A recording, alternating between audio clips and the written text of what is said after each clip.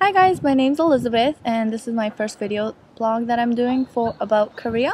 I'm doing this for the Gilman Scholarship, so even though it's my first one, I hope it goes well and that you enjoy it. I'm going to be talking about Valentine's Day, White Day, and Black Day in Korea. In America, I only celebrated Valentine's Day and I've never even heard of White Day or Black Day until I got to Korea. So in America, as many of you guys know, it's usually just a time for couples to celebrate time together during Valentine's Day, and chocolate and candy are usually the common themes. But in Korea, they separated it into three different categories. So for example, on Valentine's Day, it's usually a time for the girls to gift their boyfriends, and they're supposed to gift chocolate. So in the stores, you'll see a bunch of kits for the girls to make chocolate for their boyfriends. My cousin actually received a box of homemade chocolates from his girlfriend, and it was pretty cute. You can see that there's a heart in the middle, and to the left of the box, you can't see it because I didn't take a picture, but she wrote a long, corny letter for him. And that's on February 14th. But then in the next month, in March 14th, it's called White Day, and that's for the guys to return the favor and to get candy for the girls. And on White Day, so many couples are everywhere. There's girls holding a bouquet of roses and candy and posting pictures of everything that they received from their boyfriends on Facebook.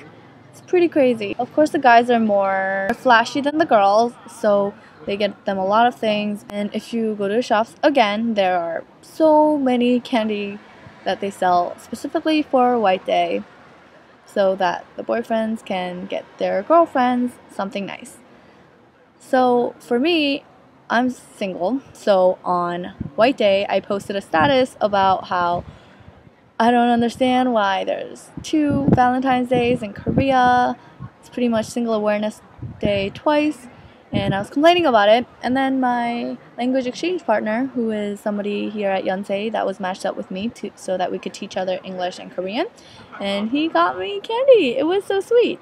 We met up the day after for the first time actually, and he said that he saw my status and he got this candy for me. Then there is Black Day. This is on April 14th. It's for the singles, and it's a day for singles to eat jjajangmyeon. Jjajangmyeon is the Chinese food here, even though most Chinese people have never heard of it. I think it was originated in China but made by a Korean there. It's pretty much black paste noodles. It's pretty good, and that's the traditional food that singles should be eating. I'm not sure why that's the food, but maybe because it's black. I met up with one of my girlfriends here. Her name is Yujin, and we both were excited that we were single together, so we decided to eat jjajangmyeon. We both couldn't go on the actual Black Day, so I couldn't assess the mood of jjajangmyeon restaurants. I don't know. If I was in a relationship on Black Day, I would not go to a jjajangmyeon place and eat in front of everyone when they're celebrating or mourning their single status. So in Korea, as I mentioned before, there are so many couples, not just on White Day, but everywhere in general. I think having a boyfriend or girlfriend is like the thing in Korea, if that makes sense. Literally everybody has a boyfriend or girlfriend. Because of that, there's also so many things for you to do with your significant other. I was actually Googling things for myself to do here in Korea, and one of the articles was 25 dates that you could go on.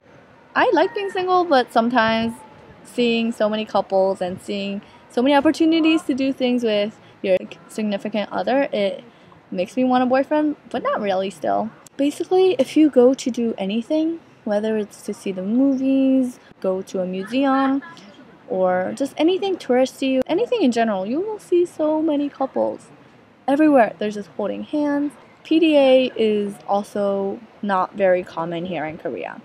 Not even just PDA, but skinship, that's what they call it, skinship, where they're holding hands or just touching each other. My LE partner that I told you about, his name's Kyil-soo, and he's so sweet, and we hang out once a week. And when we're taking pictures, if I hold his arm, then he tells me to stop since he has a girlfriend. Or if we're walking around and I want to link arms with him, he's like, no, I have a girlfriend, don't do this. When in America, it's totally casual and it really means nothing. Hugs aren't really allowed. If I see somebody, I usually give them a hug in America compared to here where I just wave or do the bow thing if I'm not familiar with them. It really just shows how the culture is like in Korea, where it's still very conservative, and the relationship between guys and girls are definitely still distinguished. So for example, in my swim class, there's about maybe 6 girls and 20 to 30 guys. And whenever we do stretching, whenever we gather together in a circle, there's a clear division between the guys and the girls. The guys are on one side and the girls are on this side. And compared to America, where they would just intermingle and talk to each other, that's not how it is like here. It's always, there's always a distinguishment here. If I'm walking around with one guy, everyone just assumes you're dating or they assume something's going on. Pretty hard for me because I'm somebody who hangs out with a lot of guys more than girls. So my friends always telling me, oh, you're always with a different guy. They make it a big deal when it's not, and we're just friends. So that's the Korean culture that I've noticed so far. Obviously, I haven't been here forever, so I don't know exactly, but that's from my perspective in the past 3 months now. I hope you enjoyed my vlog and continue to follow me. Thank you. Bye.